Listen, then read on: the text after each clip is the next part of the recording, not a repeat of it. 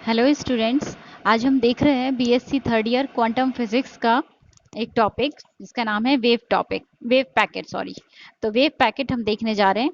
We have read that matter has the dual nature particle and wave. According to de Broglie hypothesis a wave is associated with each moving material particle whose wavelength is given has.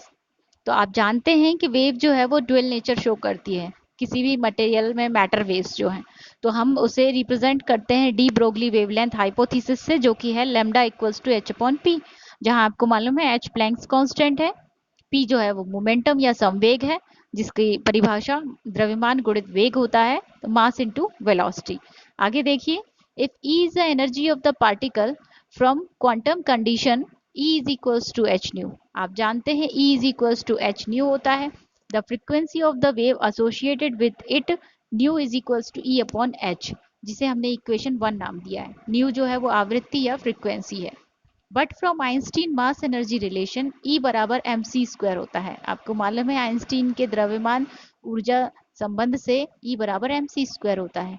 तो यहाँ से अगर new is equals to यानी ई का मान यहाँ पर रख देंगे तो वो कितना है एम सी स्क्वायर। तो nu is equals to M C square upon H हमारा इक्वेशन 2 बन जाएगी। आगे देखिए, hence velocity of de Broglie wave u equals to nu lambda, क्योंकि nu equals to C upon lambda आपने ये समीकरण पढ़ा है।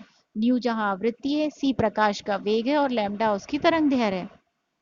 तो ये कह रहे हैं कि यहाँ पे एक आप डी ब्रोगली वेव मानिए, जिसका जो वेग है वो u से रिप्रेजेंट हो रहा है, आवृत्ति जो है वो न्यू से, और उसका तरंग दैर्घ्य लैम्डा से रिप्रेजेंट हो रहा है।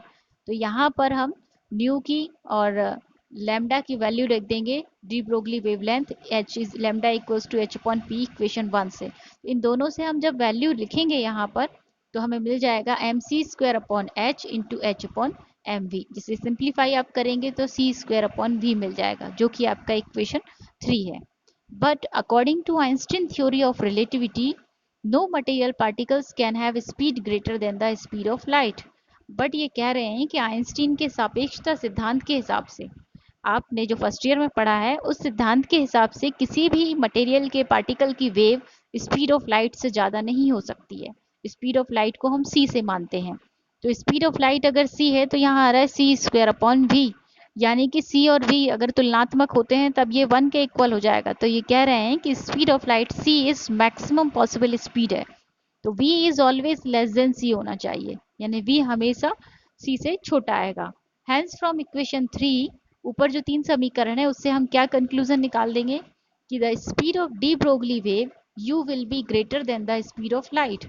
इक्वेशन 3 से हमें ये कंक्लूजन निकल रहा है कि डी ब्रोगली वेव जो हमने u ली थी उसकी इस वेलोसिटी स्पीड ऑफ लाइट से ज़्यादा हो गई, जो कि असंभव है, which is impossible. Apart from this, if the speed of de Broglie wave u associated with the particle is greater than the speed of the particle v, the particle will be left behind। इसके अलावा ये बोल रहे हैं कि D Broglie wave u अगर उस particle से संबंधित है और उसका वेग ज़्यादा है तो वो वेग के हिसाब से पार्टिकल पीछे रहेगा और वेव आगे निकलती जाएगी, जो कि ऐसा भी संभव नहीं है। From this, we conclude that only one wave is not associated with the material particle। इन सब से हम ये कंक्लूजन निकालते हैं कि किसी भी मटेरियल पार्टिकल से एक वेव संबंधित नहीं होती है। तो इसीलिए Schrodinger assume that a moving material particle is equivalent to a wave packet. इसीलिए शॉर्डिंजर ने ये एज्यूम किया कि एक जो मटेरियल पार्टिकल है, मूविंग मटेरियल पार्टिकल, उससे संबंधित एक या वो एक वेव पैकेट के तुल्य होता है, ना कि एक सिंगल वेव के बराबर। Indeed a wave packet is a group of several waves of slightly different velocities and different wavelength. इन्होंने कहा कि एक वेव पैकेट जो है वो कॉम्बिनेशन है स्लाइटली डिफरेंट वेग का और डिफरेंट तरंग दैर्घ्य का। एक वेव पैकेट के अंदर अलग अलग वेग और तरंग दैर्घ्य वाली बहुत सारी तरंगें होती हैं। The amplitude and phase of the components waves are such that they interference constructively in a limited region। इन्होंने कहा उनके आयाम और उनका फेज मतलब कला जो है अलग अलग वेव्स की, वो कुछ इस तरह से मिलती है कि वो इंटरफेरेंस पैटर्न बनाती है कुछ निश्चित या लिमिटेड रीजन में। Where the particle is found, जहाँ पर पार्टिकल मिलता है वहाँ पर ये संपोषी व्यतिकरण दिखाती हैं, and outside the region they interfere destructively, और उस रीजन के बाहर वो जो है वो विनाशी व्यतिकरण की तरह मिलती हैं। Is that outside the region where the particle is not found, मतलब जहां पार्टिकल नहीं है विनाशी व्यतिकरण वहां दिखेगा, जिसका मतलब है कि इनका परिणामी आयाम जो है वो एकदम से फॉल होकर जीरो हो जाएगा या जीरो की तरफ गिर जाएगा।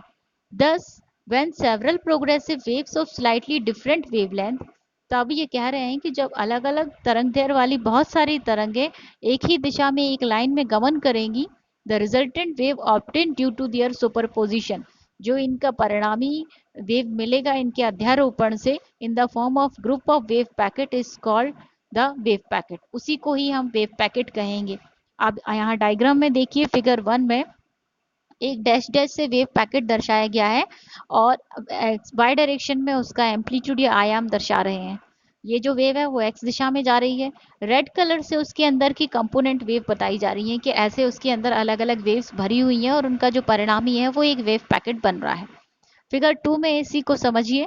Formation of the wave packet due to superposition of the wave, अलग अलग वेवों के अध्यारोपण से जो वेव पैकेट बन रहा है वो किस तरह से बन रहा है। फिगर 2 में ए बी सी करके 3 फिगर्स दिए हुए हैं।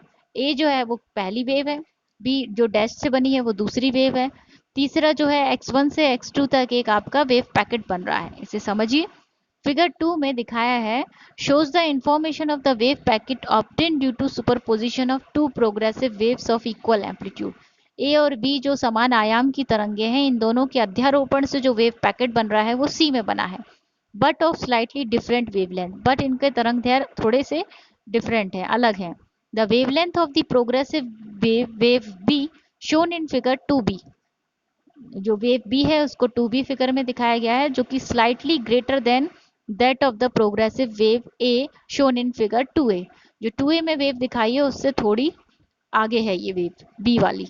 Clearly the two waves are in same phase, ये दोनों वेव जो है वो सेम फेज या सेम कला में है। कहाँ पर?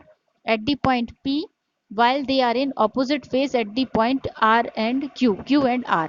P पॉइंट पे ये दोनों देखिए सेम फेज में है, जबकि Q और R पे ये दोनों ऑपोजिट फेज में है, यानी डिस्ट्रक्शन वाला पार्ट इनका मिल रहा है QR पर, और कंस्ट्रक्शन यानी कि संपोषी व्यतिकरण की कंडीशन मिल रही है P पर। Hence, due to superposition of these waves, the resultant amplitude will be maximum at the point P। इनके अध्यारोपण से जो परिणामी आयाम है वो सबसे अधिक हमें पॉइंट P पर मिलेगा, और सबसे न्यूनतम या मिनिमम जो है वो हमें एट द पॉइंट Q और R पर मिलेगा। तो the resultant waves obtain due to superposition is shown in figure 2C। 2C में ये तीनों चीजें कंबाइन करके दिखाई गई हैं। Thus, the wave behavior of the moving material particle can be represented by the resultant wave obtained due to superposition of component। इसीलिए जो परिणामी वेव है उनका जो बिहेवियर है वो इनके कंपोनेंट्स, जो अलग अलग कंपोनेंट हैं वेव के, उनके सुपरपोजिशन या अध्यारोपण से मिल रहा है। Waves of slightly different velocities and different wavelength, जो कंपोनेंट वेव्स हैं उनका वेग और उनकी तरंगदैर्घ्य थोड़ी डिफरेंट है। The spread of amplitude of the resultant wave with distance determines the size of the wave packet। Amplitude यानी कि आयाम का, जो परिणामी आयाम का जो है वो ये डिटरमाइन करेगा कि जो रिजल्टेंट वेव पैकेट है वो किस साइज का हो, ये उनके आयाम पर डिपेंड करेगा अलग अलग वेव्स के। तो फिगर 2C से it is clear that the size of the wave packet is from Q to R, मतलब Q से R तक, x1 से x2 तक, if the velocity of all the superposing component waves is the same।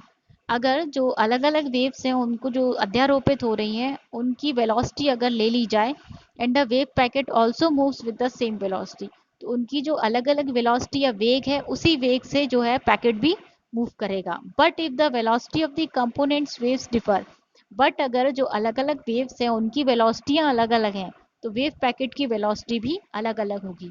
अगर component waves की velocity same है तो wave packet की वेलोसिटी भी सेम होगी उतनी ही, बट अगर उनकी अलग अलग सेपरेट वेव्स की वेलोसिटी अलग है तो कंपोनेंट वेव या वेव पैकेट की वेलोसिटी अलग होगी। The velocity of the component waves of a wave packet is called the phase velocity। इस पैकेट के अंदर जो अलग अलग वेव्स हैं उनकी सेपरेट वेलोसिटी को VP या फेज वेलोसिटी कहते हैं। And the velocity of the wave packet, उन सब के कंबाइंड होके जो एक पैकेट बना उसको हम ग्रुप वेलोसिटी कहते हैं, जिसे vg से रिप्रेजेंट करते हैं। तो ये आज का हमारा प्रेजेंट टॉपिक था, इसे देखिए और समझिए। Thank you very much.